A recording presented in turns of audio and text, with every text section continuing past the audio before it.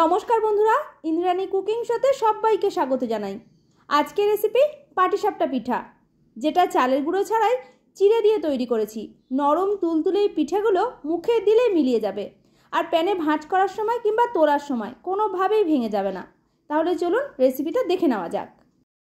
পাটিসাপটা পিঠা বানানোর জন্য সবার প্রথমে আমার লাগছে চিড়ে। মেজারিং কাপের 1 কাপ চিড়ে নিয়েছি, মানে 200 গ্রাম চিড়ে আছে। বাজারে যে পাতলা চিড়েটা কিনতে পাওয়া যায় সেই চিড়েটাই আমি নিয়েছি। এরপর ছোট একটা মিক্সির জারের মধ্যে ঢেলে নিলাম। জল দেব না, জল ছাড়াই ঢাকনাটা আটকে একদম মিহি করে গুঁড়ো করে নিচ্ছি।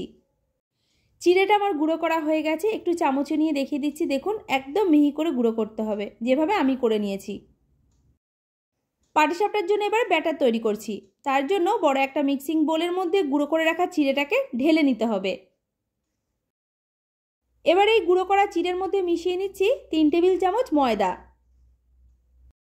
শুধু চিড়ে দিয়ে তো আর পাটিসাপটা তৈরি করা যাবে না। যাতে ব্যাটারের মধ্যে সুন্দর একটা বাইন্ডিং আসে, পিঠেগুলো প্যানের মধ্যে দেওয়ার সাথে সাথে যাতে আটকে না থেকে সহজেই উঠে যায়, তার জন্য অল্প করে অবশ্যই ময়দা মেশাতে হবে। ময়দার পরিবর্তে চালের গুঁড়ো মেশাতে পারেন। এরপরের মধ্যে 1 চা চামচের 4 ভাগের 1 ভাগ লবণ দিয়ে দিলাম। তারপরে শুকনো অবস্থায় সমস্ত উপকরণ ভালো করে মিশিয়ে নিয়ে এর মধ্যে অল্প অল্প করে জল দিয়ে ব্যাটার তৈরি করব। ব্যাটার তৈরি করার জন্য আমি এর মধ্যে হালকা গরম জলের ব্যবহার করছি। আপনি জলের পরিবর্তে হালকা গরম দুধ দিয়েও তৈরি করতে পারেন।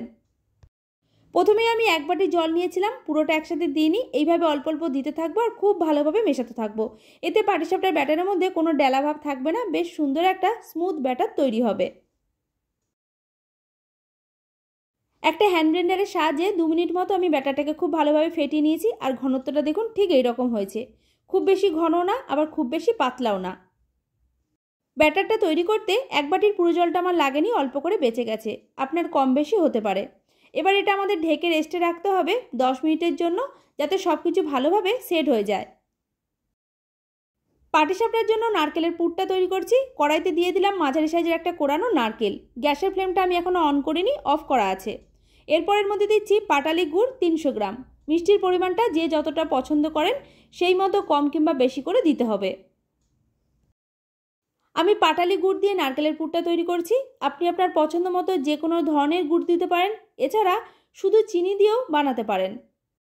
একসাথে এর মধ্যে 2 থেকে 3 টেবিল চামচ মতো লিকুইড দুধ দিলাম। এই দুধটা দিলে গুড়টা যেমন নারকেলের মধ্যে তাড়াতাড়ি গলে যাবে, পুরের স্বাদটাও কিন্তু দারুণ আসবে। মিডিয়াম টু লো ফ্লেমে 4-5 মিনিট এইভাবে নাড়াচাড়া করেছি। পুরো গুড়টাই নারকেলের মধ্যে ভালোভাবে গলে গেছে। এবার এর মধ্যে দিচ্ছি 2 চা চামচ মিল্ক পাউডার। এবারে একসাথে খুব ভালোভাবে মিশিয়ে নিয়ে আরও মিনিটখানেক এইভাবে নাড়াচাড়া করে নেব। নারকেলের পুর তৈরি হয়ে গেল। আর এই পুরটা যখন হয়ে আসবে, দেখবেন কড়ার থেকে এমনিই ছেড়ে আসবে, তখনই বুঝবেন যে নারকেলের পুর একদম রেডি। এবার এগুলোকে একটা প্লেটের মধ্যে তুলে রাখছি, তারপরে খুব ভালোভাবে ঠান্ডা করে নেব। পাটিসাপটা পিঠাগুলো এবার তৈরি করব। তার জন্য গ্যাসে একটা ফ্রাই প্যান গরম হতে বসিয়ে দিয়েছিলাম। এর মধ্যে দিলাম অল্প করে ঘি। তারপর একটা ব্রাশের সাহায্যে ঘিটাকে খুব ভালোভাবে মাখিয়ে নিলাম। আপনি ঘিয়ের পরিবর্তে সাদা তেলও দিতে পারেন।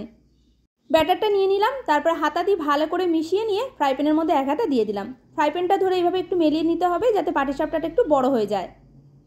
গ্যাসের ফ্লেমটা এই সময় মিডিয়ামে রেখেছি। তারপরে 2 মিনিট মতো অপেক্ষা করলেই দেখতে পাবেন ওপরটা এইভাবে শুকনো হয়ে ড্রাই হয়ে গেছে। তখন এর মধ্যে দিয়ে দিতে হবে নারকেলের পুর। এবারে পাটিসাপটা পিঠাটা মোড়ার পালা। দেখুন, এইভাবে এক সাইড থেকে প্রথমে মুড়ে দিলাম, তারপরে খুন্তি দিয়ে এইভাবে হালকা হালকা উল্টে দিলেই খুব সুন্দরভাবে কিন্তু মোড়া হয়ে যাবে। দেখুন, না প্যানের গায়ে আটকেছে, না তোলার সময় ভেঙে যাবে। খুবই সহজ, একবার হলেও রেসিপিটা বাড়িতে ট্রাই করতে পারেন। এইভাবে আরও একটা পিঠে বানিয়ে দেখিয়ে দিচ্ছি। আগে থেকে ঘি ভালো করে ব্রাশ করে রেখেছিলাম, তারপরে দিয়ে দিলাম 1 হাতা ব্যাটার। প্যানটাকে ধরে এইভাবে একটু মেলিয়ে নিচ্ছি, যাতে পাটিসাপটা পিঠাটা একটু বড় হয়ে যায়। এরপর 2 মিনিট মতো অপেক্ষা করতে হবে। 2 মিনিট অপেক্ষা করলেই দেখতে পাবেন পাটিসাপটা পিঠার ওপরটা এইভাবে শুকনো হয়ে ড্রাই হয়ে গেছে। তখন এর মধ্যে পুর দিয়ে দিলাম। পাটিসাপটা পিঠা তৈরি করার সময় অনেকের অনেক সমস্যার মধ্যে পড়তে হয়। যেমন পাটিসাপটা পিঠাগুলো নাকি ঠিকঠাকভাবে ভাঁজ করা যায় না, ভেঙে যায়, বা তোলার সময়ও নাকি ভেঙে যায়। আপনি যদি ঠিকঠাকভাবে ব্যাটার তৈরি করতে পারেন, আর যেটার মধ্যে তৈরি করবেন, মানে ফ্রাই প্যানটা ভালো করে গরম করে নেবেন, তারপরে গ্যাসের ফ্লেমটা মিডিয়ামে রাখবেন, দেখবেন প্রত্যেকটা পাটিসাপটা এইভাবেই প্যান থেকে ছেড়ে যাবে, একটাও ভেঙে যাবে না। এইভাবে বাদবাকি পিঠেগুলোকে আমি রেডি করে নিচ্ছি। আজকের রেসিপি ভালো লাগলে লাইক, শেয়ার, কমেন্ট করে জানাবেন। চ্যানেলে নতুন হয়ে থাকলে চ্যানেলটিকে সাবস্ক্রাইব করে নেওয়ার অনুরোধ রইল। পাশে থাকা বেল আইকনটাও প্রেস করে রাখবেন। আমি যখনই কোনো নতুন রান্না আপলোড করব, সবার আগে আপনার কাছে নোটিফিকেশন পৌঁছে যাবে। পুরো ভিডিওটা দেখার জন্য আপনাকে অসংখ্য ধন্যবাদ।